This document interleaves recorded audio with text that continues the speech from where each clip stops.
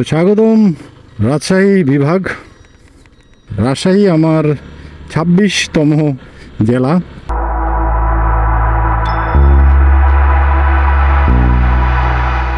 টি বাঁধে যাওয়া, বাট তার আগে আইবাদটা পড়ছে, তো ভাবলাম যে এটাও আপনাদেরকে একটু দেখায় নিয়ে যাই। এবং এগুলো সুরক্ষাকারী বাঁধ। এটা কিছুটা আই শেপ, এই দেখেন একদম স্ট্রেট। এই যে পানি থাকে এখানে প্রচুর, এখন তো পানি নেই।